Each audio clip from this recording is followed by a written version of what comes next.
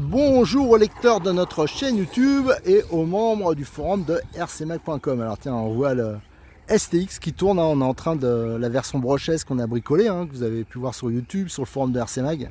Et là on fait des tests d'endurance, on enchaîne les packs pour voir jusqu'à qu'il y ait un problème. Pour l'instant il n'y en a pas, hein. Donc on est plutôt content des modifs, parce que depuis qu'on a fait les modifs, en fin de compte on n'est pas embêté. Mais le sujet du jour n'est pas là, c'est le BXR S1 version 3 diff, hein. C'est vrai que j'ai pas eu souvent l'occasion de le faire tourner. Là tout à l'heure je l'ai prêté, alors pareil, c'est comme les autres vidéos que je fais aujourd'hui, il fait très chaud, hein. Il fait 30 et quelques là, sous le cagnard de Béziers. Et le BXR S1, j'avais tourné, mais il y avait des faux contacts, enfin des petits trucs qui avaient fait que j'ai pas eu trop le temps d'enchaîner les packs. Et là quand je suis arrivé ce matin, je l'ai prêté d'entrée. Alors je vous fais la vidéo pas dans l'ordre, hein. Je fais l'introduction alors qu'il a fait 4 packs déjà. Et franchement il marche super bien. Alors il y a juste une ou deux petites choses à faire. Ah, le STX est vautré dans le bastingage. Voilà, on a vu, il y a deux petites choses que je vais faire après pour améliorer, mais franchement le potentiel, même avec des pneus loisirs comme j'ai mis là, il marche super bien. Alors j'ai déjà fait des vidéos, je vais vous en refaire.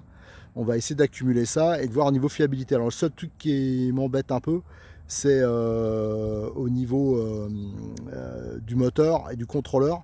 J'ai mis vraiment du basique, hein. Alors ça marche bien tout ça, mais comme j'avais prévu, prochaine vidéo que je ferai, je vais mettre du Connect, hein, du modèle plus puissant encore. Parce qu'avec la version 3 diff, franchement ça supporte un surplus de puissance, enfin il y a de la marge, donc il n'y a pas de problème. Allez go, on va rouler. Allez, on va faire un premier essai avec le BXR S1 version 3 diff, hein, celle que je vous ai présentée dans les nombreuses vidéos, hein.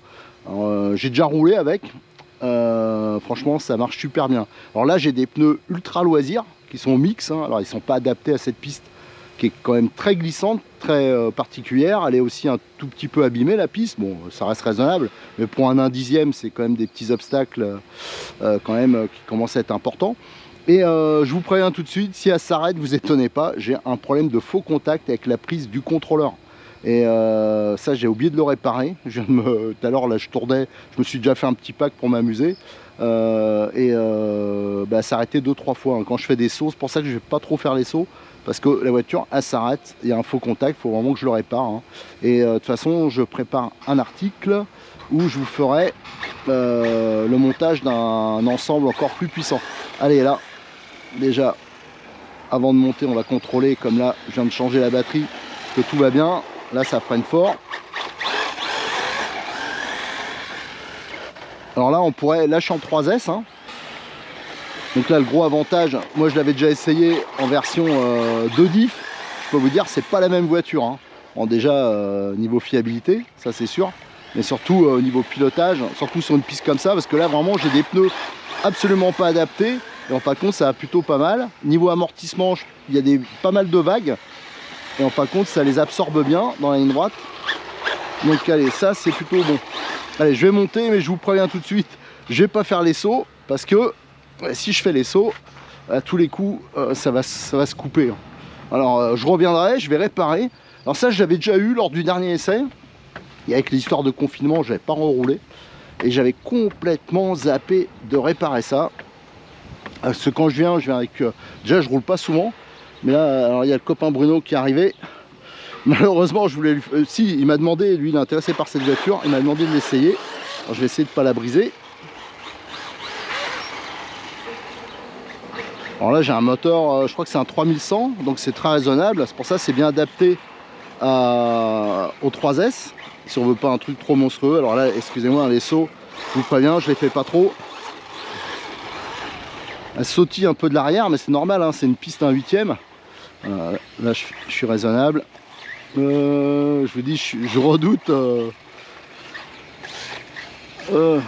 la prise, je sais pas, ça doit être une soudure qui est...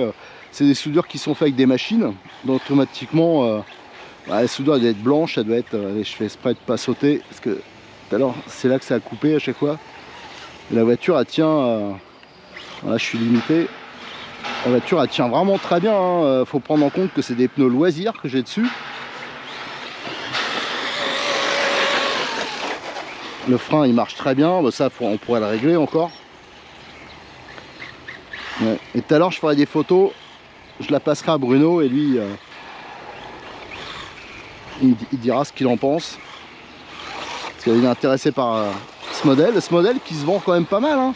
Alors qu'il y a une réputation qui n'est pas toujours extraordinaire, parce qu'en un dixième, bah, c'est souvent des marques comme Associated, X-Ray, tout ça, des modèles très haut de gamme qui valent une blinde. Alors il faut toujours remettre ça en proportion, hein. Ça, c'est des voitures qui valent quand même beaucoup moins cher. Les pièces sont beaucoup moins chères aussi. Et surtout, c'est constant. Il n'y a pas un modèle tous les 4 matins. Alors, ce que vous entendez là, hein, c'est en face, il y a une chaudronnerie. Et donc, c'est ça qui fait un peu de bruit. Non, mais elle marche super bien. En 3 diffs, c'est vraiment hyper sympa. Alors, ce que... ah là là, méga gamelle. Ah non, bah tiens, je m'attendais que ça se... parce qu'il y a quand même des trous, hein. Alors pour un 1/10, bien sûr, les 1/8 déjà, des fois, vous voyez, là il vient de passer dedans. Ça fait déjà sauter les voitures, alors un 1/10. Mais vous voyez, un 1/10, on peut très bien rouler sur une piste 1/8, hein, même difficile. Et je pense qu'il y a... si je pouvais aller à fond, je pense qu'il y a des 1/8 qui ne suivraient pas, hein. Ça marche vraiment très bien. Alors je vous dis tout de suite, hein, ça serait difficile de faire la même chose dans la version d'origine. Mais vous avez vu, si vous avez regardé les vidéos que j'ai fait, alors il faut que je mette encore les photos, hein, sur RC Mag. Mais la transformation est très facile et ça marche très bien. Alors moi, si j'étais monsieur Hobbytech, j'aurais dit déjà, moi je le ferais, je sortirais. D'ailleurs je soupçonne peut-être qu'ils vont le faire. Je sais que Stéphane Matteo, il s'est inspiré de mon montage, je crois qu'il a monté sa voiture comme ça, hein, donc le concepteur de la voiture.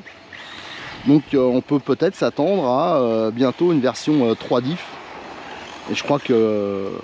voilà. Et c'est des voitures qui sont fiables, hein. Genre, si c'est monté, pareil, sur les vidéos, je vous ai mis toutes les astuces qu'on peut faire pour des petites améliorations. Et moi je roule de temps en temps avec, j'ai jamais eu la moindre casse ni rien. Là l'histoire du faux contact, hein, c'est pas dû à la voiture, hein, c'est même pas un contrôleur de la marque. Voilà, hop. Bah, c'est un vélo, hein. Un vélo, et pourtant les pneus, c'est des pneus un peu voilà, pour rouler dans l'air, pour rouler, mais en fin de compte, ça va pas si mal que ça. Alors pareil, hein, je vous donnerai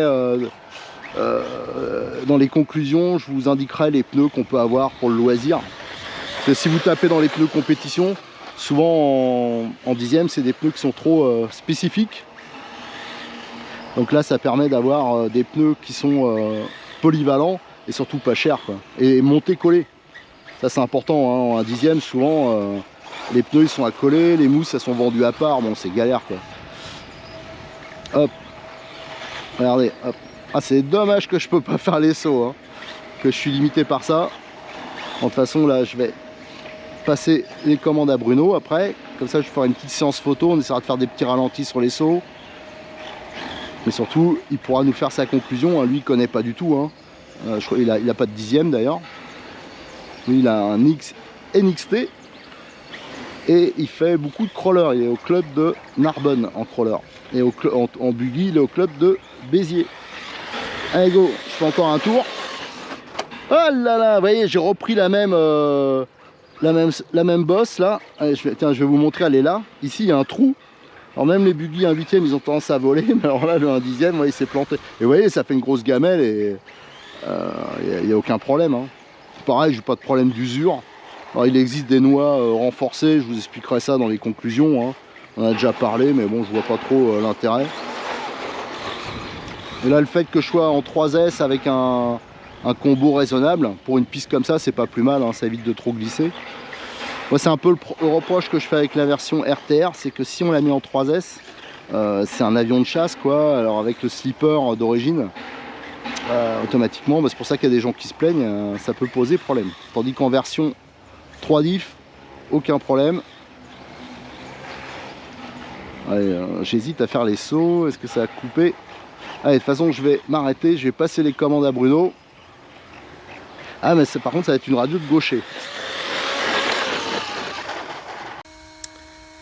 Alors, je viens juste d'arrêter le dernier pack avec le BXR S1 version 3 diff. Alors, vous entendez le ventilo. Hein. Alors, avec ce variateur-là, le ventilo, il est assez bruyant, comme vous pouvez l'entendre. Alors, par rapport à la dernière fois, je crois que j'avais mis le radiateur en alu, là. Donc cette version 3 diff, hein, c'est un véritable vélo. Hein. Je l'ai prêté là tout à l'heure au club. Et la voiture, même avec des pneus loisirs comme cela, hein, qui marchent bien et qui ne s'usent pas en plus, ça c'est très bien. C'est vraiment très agréable à piloter. Alors par contre là, c'était la dernière fois qu'elle roulait dans cette configuration, parce que ça j'avais déjà prévu les modifs. Je vais mettre, là j'avais mis ça parce que j'en avais un contrôleur et un moteur, ça c'était les débuts de gamme, hein, c'était de chez Modif 34, l'avantage c'est que c'est pas cher, ça marche bien. Mais là, en 3S, j'ai senti un peu la limite, c'est que là, il fait, je sais pas, 34, 35, je sais pas, il fait vraiment très chaud. Et il se met en sécurité. Ça veut dire que le moteur, au bout d'un moment, il coupe, quoi, voilà. Pour pas cramer, ça se met en sécurité. Surtout en 3S, doit être un peu dans les limites du variateur. Donc, ça, j'avais prévu. De toute façon, je vais mettre, comme j'ai vu maintenant que ça encaissait très bien avec cette version 3 diff. Hein. Moi, c'est une modif qui me paraît indispensable hein, sur cette voiture. Donc maintenant on va mettre du plus balèze. En fin de compte, je vais monter ce que je voulais pas, ce que je reprochais à la version RTR, mais avec le slipper là en 3D, je pense qu'on peut en faire un dragster de cette voiture. Ce sera peut-être pas efficace, mais ça va pousser grave. Alors par contre, moi j'en suis très content avec toutes les petites modifs qu'on a fait. Hein. Si vous suivez tous les petits conseils qu'on a donnés au niveau de la visserie, les petites prépas, là on lui a mis des méga tôles et la voiture elle a absolument pas bougé. Regardez la couronne, elle est encore nickel. Enfin la voiture franchement elle est très très bien. Il y a aucun souci, je vous dis, il y a juste l'électronique. Maintenant je vais mettre, enfin compte, il se peut même que je mette la même chose. Soit je vais mettre un combo connect type short course, donc avec un axe de 5 hein, au niveau du moteur, donc ça c'est un problème de place plus, ou soit je vais mettre la même chose que sur le RTR, alors là c'est vraiment puissant aussi. Autrement, hein, au niveau, ça c'est vraiment une voiture sympa. Actuellement, c'est bête, c'est plus dispo chez le distributeur. Là. Je crois que c'est en rupture. Il y a eu beaucoup de demandes. Cyril il m'a dit que tous les modèles qui lui restaient, il s'est fait dépouiller. J'espère que ça va bientôt arriver parce que pour celui qui veut faire du. Alors, comme vous avez vu, hein, le petit truc, c'est que là, sur une piste 1/8, bah, elle n'est pas du tout ridicule. Sauf que de temps en temps, bah, bien sûr, quand il y a des trous qui sont un peu importants, bah, elle a tendance à se planter. C'est pour ça que ça a fait quelques petites gamelles que j'espère, alors moi c'est la première fois que j'ai utilisé la GoPro, que j'espère que vous allez les voir quand même sur les vidéos. En tout cas, je vous donne rendez-vous très prochainement sur RC Mag et aussi notre chaîne YouTube pour, je vais vous faire le tuto, hein, changement, on va changer le contrôleur et le moteur et on va mettre du balèze. Allez, merci, à très bientôt.